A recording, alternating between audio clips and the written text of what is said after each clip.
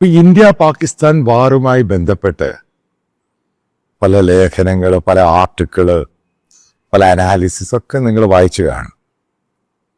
കാരണം മീഡിയയിൽ, Indian media ആണെങ്കിലും ഇന്റർനാഷണൽ മീഡിയ ആണെങ്കിലും ഈ ഇന്ത്യ പാകിസ്ഥാൻ സ്റ്റാൻഡ് ഓഫുമായി ബന്ധപ്പെട്ട് പല വിധത്തിലുള്ള റിപ്പോർട്ടുകളാണ് ഓരോ ദിവസം വായിക്കാനും കേൾക്കുവാനും ഒക്കെ സാധിക്കുന്നത്.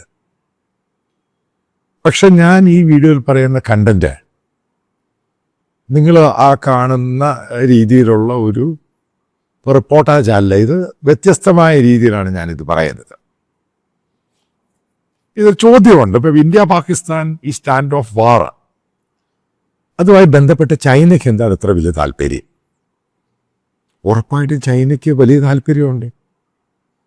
അപ്പം അതിൻ്റെ അകത്ത് മനസ്സിലാക്കേണ്ട ഒരു സംഭവമുണ്ട്. ചൈന ഏകദേശം 66 ബില്യനാണ് കഴിഞ്ഞ 15 വർഷം കൊണ്ട് പാകിസ്ഥാൻ ഇൻവെസ്റ്റ് ചെയ്തത്. $66 ബില്യൺ എന്ന് പറഞ്ഞാൽ ഹ്യൂജ് മണിയാ. ഇപ്പൊ എന്തിനാ അവർ ഇൻവെസ്റ്റ് ചെയ്തത്? നിങ്ങൾ കേട്ട് കാണും, പാകിസ്ഥാൻ വഴി ചൈന പണിയുന്ന സിൽക്ക് റോഡ്, അതായത് ബലൂച്ചിന് നേരെ പാകിസ്ഥാനിലോട്ട് ചൈനയിലോട്ട് പോകുന്ന റോഡുകൾ, അതേപോലെ തന്നെ റെയിൽവേ ലൈൻ ബലൂച്ച്, അതേപോലെ തന്നെ ചൈന അവിടെ പണിയുന്ന പോർട്ട് സിറ്റിയുമായിട്ട് കണക്റ്റഡ് ആയിട്ടുള്ള വേറെ റോഡ്, ബെൽറ്റ് റോഡ്, പിന്നീട് എത്രയോ മാത്രം ഹൈഡ്രോളിക് പ്രോജക്റ്റുകൾ. എന്തും ഈ ഹൈഡ്രോളിക് പ്രോജക്റ്റുകളൊക്കെ ചൈന ഇവിടെ ഉണ്ടാക്കിയത്, ഇത്രമാത്രം ചൈന അവിടെ ഇൻവെസ്റ്റ് ചെയ്തത്. അതായത് ബലൂച്ചിലുള്ള റയർ എർത്ത് മിനറൽസും മറ്റുള്ള വലിയ സംഭവങ്ങളുണ്ട് അവിടെ.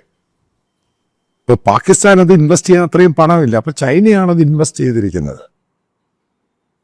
എത്ര ചൈനക്കാരാണ് കഴിഞ്ഞ 6 വർഷം കൊണ്ട് ഈ ബലൂച്ചിലും പാകിസ്ഥാനിലും അവിടുത്തെ ലാഹോർ എയർപോർട്ടിലൊക്കെ കൊല്ലപ്പെട്ടിരിക്കുന്നത് അറിയാം. എത്ര ചൈനീസ് എഞ്ചിനീയേഴ്സാണ് കൊല്ലപ്പെട്ടത്? ഏകദേശം 22 പേരാണ് കൊല്ലപ്പെട്ടത്. ഇതിൻ്റെയൊക്കെ കാരണം എന്താണ്? ഇതിൻ്റെ പിറകിലുണ്ടായ സംഭവം. ചൈനയ്ക്ക് ഇത്രമാത്രം ഇന്ത്യയോട് വാശിയുണ്ട്. എന്തുവാണ് ഗാൽബൻ ഇന്ത്യൻ ബോർഡറിൽ ചൈന പ്രകോപനം സൃഷ്ടിച്ച്? നിങ്ങൾ ഇതിനെപ്പറ്റിയൊക്കെ ആലോചിച്ചിട്ടുണ്ടോ?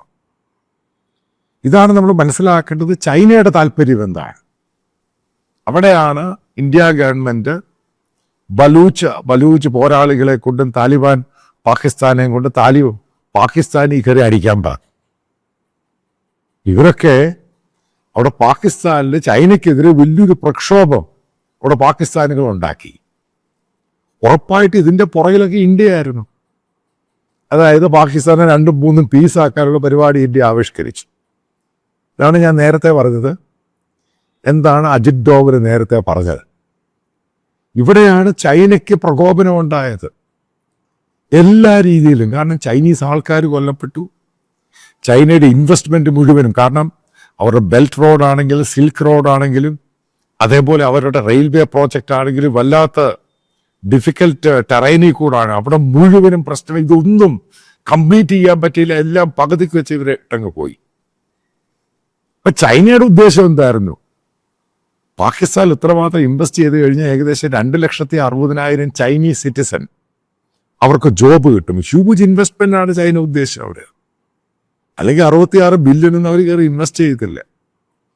അത്രയും ചെയ്തിന് ഫർദറും ചെയ്യാൻ പോകുന്ന സമയത്താണ് ബലൂച്ചുകാർ ചൈനക്കാരെ അടിച്ചത്, അവിടുന്ന് ഓടിച്ചത്, പാകിസ്ഥാൻ പട്ടാളത്തെ അടിച്ചോടിച്ചത്.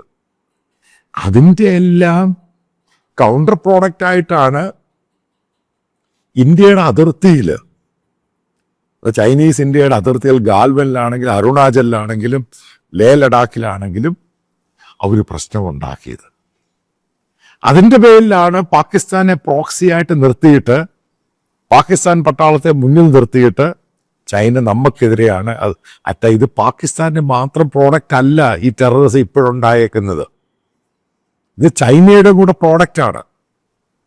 നിങ്ങൾ ശ്രദ്ധിച്ചു കാണും, കഴിഞ്ഞിടയ്ക്ക് ചൈനീസ് അംബാസിഡർ ഇന്ത്യയിലെ കമ്മ്യൂണിസ്റ്റ് പാർട്ടിയുടെ MABയുമായിട്ട് ഡിസ്കഷൻ നടത്തുന്നു. ഇതൊക്കെ എന്തുവിൻ്റെ ഉദ്ദേശം? ഇന്ത്യയിൽ പ്രശ്നമുണ്ടാക്കുക. കാരണം ചൈനയ്ക്ക് അവിടെ അടി കിട്ടി. കേരളത്തിലെ കമ്മ്യൂണിസ്റ്റുകാർക്ക് ചങ്കാണ് ചൈന. ചൈന നമുക്ക് പാകിസ്ഥാനേക്കാളും പൊട്ടൻഷ്യൽ എനിമിയാണ്. എന്തുകൊണ്ടാണ് ചൈനയ്ക്ക് ഏറ്റവും കൂടുതൽ മറ്റുള്ള ഭയം ഇന്ത്യയോട്? ഇന്ത്യയിൽ ടെൻഷൻ ഉണ്ടാക്കുക. കോവിഡിന് ശേഷം എത്ര ബില്യൻ്റെ ഇൻവെസ്റ്റ്മെൻ്റാണ് ഇന്ത്യയിൽ വന്നത്? ചൈനയിൽ നിന്നാണ് ഇതൊക്കെ കയറി വന്നത്. ഇത് ഏറ്റവും കൂടുതൽ American company, American third party sources ഈ പറയുന്ന കമ്പനികളാൽ മാനുഫാക്ചറൊക്കെ ചെയ്തുകൊണ്ടിരുന്നത് ഇന്ത്യയിലാണ്. അപ്പം എൻ്റെ അടുത്ത വീഡിയോയിൽ ഞാൻ പറയാം, ഇന്ത്യ ഈ ഉണ്ടായിക്കഴിഞ്ഞ് ഏത് രാജ്യമായിരിക്കും ഇന്ത്യക്ക് പിന്തുണ കൊടുക്കുന്നത്. അതേപോലെ റഷ്യൻ ആരാധകർക്ക് ഒരു കാര്യം പിടികിട്ടണം. അതായത് ഇന്ത്യ ചൈന സ്റ്റാൻഡ് ഓഫ് ഉണ്ടായ സമയത്ത്, നമ്മൾ ആ സമയത്ത് 2016 നിങ്ങൾക്ക് ഓർമ്മയുണ്ടായിരിക്കും, നമ്മൾ റഷ്യയുമായിട്ട് എഗ്രിമെൻ്റ് സൈൻ ചെയ്തില്ല. അവരുടെ MiG-35 സുക്കോയ് 57 ഇതൊന്നും സൈൻ ചെയ്തില്ല. നമ്മൾ റഫേൽ മേടിക്കാൻ പോയി. 2021 ഇന്ത്യ US ഡീൽ സൈൻ ചെയ്തു, F-17 ഇന്ത്യയിൽ ഉണ്ടാക്കാൻ. അതാണ് ഹൈദരാബാദിലെ ടാറ്റ അഡ്വാൻസ് സിസ്റ്റം ഉണ്ടായിക്കൊണ്ടിരിക്കുന്നത്. അപ്പം നമ്മൾ റഷ്യയിൽ മാറിക്കഴിഞ്ഞപ്പം ഈ ചൈനയെ പ്രകോപിപ്പിക്കാൻ വേണ്ടി റഷ്യ ഉണ്ടായിരുന്നു. കാരണം അവരുടെ നിന്ന് വെപ്പൺ നമ്മൾ വാങ്ങുന്നില്ല. കച്ചവടമായി ഇതൊക്കെ. നിങ്ങൾ ആദ്യം മനസ്സിലാക്കേണ്ടത്, ഇതൊക്കെ ബേസിക്കലി ബിസിനസ് കച്ചവടമാണ് ഇതിൻ്റെയൊക്കെ കാരണം. അവൻ്റെ ബിസിനസ്, ചൈനയുടെ ബിസിനസ്സൊക്കെ ഇങ്ങോട്ട് വരുന്നു. റഷ്യയിൽ നിന്ന് നമ്മൾ വെപ്പൺസ് മേടിക്കുന്നില്ല. ആ സമയത്ത് റഷ്യ ചൈനയ്ക്ക് അനുകൂലമായിട്ട് നിലപാടെടുത്തു. പെട്ടെന്ന് ഇന്ത്യ റഷ്യയുടെ കയ്യിൽ നിന്ന് MiG-29 ഒരു സ്ക്വാഡ്രൺ മേടിക്കുന്നു. ഇതൊക്കെ നിങ്ങൾക്ക് ഓർമ്മയുണ്ടോ എനിക്കറിയത്തില്ല, ഗാൽവനുമായിട്ട് ബന്ധപ്പെട്ട്. കാരണം പെട്ടെന്ന് നമുക്ക് ഈ പറയുന്ന എയർക്രാഫ്റ്റ് ഇല്ല, അതിന് ഒത്തിരി ഷോർട്ടേജ് ഉണ്ടായി. പക്ഷെ റഷ്യ നമ്മുടെ കൂടല്ല, ചൈനയുടെ കൂടെ പോയി. ആ സമയത്ത് റഷ്യയെ തണുപ്പിക്കാൻ വേണ്ടി അവിടുന്ന് ഏകദേശം 12ഓളം MiG-29 നമ്മൾ പെട്ടെന്ന് വാങ്ങുന്നു. കാരണം നമ്മൾ തള്ളിക്കളഞ്ഞതാണ്. ഇതൊക്കെ കച്ചവടമാണ്. ആദ്യം മനസ്സിലാക്കി, ഇന്ത്യയുടെ കുതിപ്പാണ് ഇതിനൊക്കെ കാരണം. ഇന്ത്യയിൽ ശല്യം ചെയ്യുന്ന പാകിസ്ഥാനെ അവിടെ നമ്മൾ മറ്റുള്ള ഏജൻസികളെ വെച്ച് അവിടെയുള്ള എക്സ്റ്റേണൽ, അതായത് ബലൂക്ക് ആണെങ്കിലും ഈ പറയുന്ന പാകിസ്ഥാൻ താലിബാനെ വെച്ച് നമ്മളതിനെ അടിക്കാൻ നോക്കിക്കഴിഞ്ഞപ്പോൾ അവിടെ അടി കിട്ടിയത് പാകിസ്ഥാനും അടി കിട്ടി, ചൈനയ്ക്കും അടി കിട്ടി. അജ്ഞാതന്മാർ ഒരു സമയത്ത് മേറി അങ്ങ് മേയാൻ തുടങ്ങി പാകിസ്ഥാനിൽ. അവിടെയാണ് ചൈന നമ്മളെ തിരിച്ചടിക്കാൻ പാകിസ്ഥാനെ പ്രോക്സിയായിട്ട് നിർത്തി അടിപ്പിച്ചതായത്. ഇത് ഇനിയും തുടരും. കാരണം നമ്മൾ ഒരു കാര്യം മനസ്സിലാക്കുക, നമ്മൾ വളരുന്ന രാജ്യമാണ് അതിഭയങ്കരമായിട്ട്. ഇതൊന്നും ചൈനയ്ക്ക് ഒരു കാരണവശാലും അക്സെപ്റ്റ് ചെയ്യാൻ പറ്റത്തില്ല, ഇൻക്ലൂഡിങ് റഷ്യക്ക് പോലും. കാരണം വളരുന്ന രാജ്യമാണ്. നമ്മൾ അവരുടെ നിന്ന് വെപ്പൺസ് വാങ്ങുന്നില്ല. 65 നിന്നും 28% 2020 അത് കുറയുന്നു. ഉറപ്പായിട്ടും നിങ്ങൾ ആലോചിക്കണം, എത്ര പേർക്കാണ് റഷ്യയിൽ ജോലി പോയത്. ആലോചിച്ച് നോക്കുക. ഒരു സമയത്ത് ഏറ്റവും കൂടുതൽ വെപ്പൺസ് ലോകത്ത് വാങ്ങിക്കൊണ്ടിരുന്ന ഇന്ത്യയാണ് റഷ്യയിൽ നിന്നും. അവരുടെ പ്രധാനപ്പെട്ട 22ഓളം റഷ്യൻ മാനുഫാക്ചറിങ് കമ്പനിയാണ് അടച്ചുപോയത്. ഏകദേശം 10,000-20,000 പേർക്ക് ജോലി നഷ്ടപ്പെട്ടു. ഈ ജോലി നഷ്ടപ്പെടുമ്പോൾ നിങ്ങൾ മനസ്സിലാക്കണം, റഷ്യ ഉക്രൈൻ വാർ മനസ്സിലാക്കണം.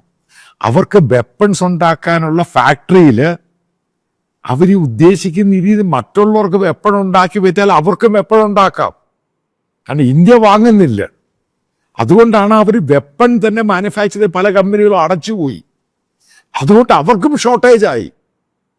ഇതിൻ്റെ ഗ്രൗണ്ട് റിയാലിറ്റി മനസ്സിലാക്കുക. ബിസിനസ്സാണ് ഇതൊക്കെ. ഇതുകൊണ്ട് തന്നെയാണ് റഷ്യ നമ്മുടെ ഇന്ന് വിട്ടുമാറിപ്പോയത്.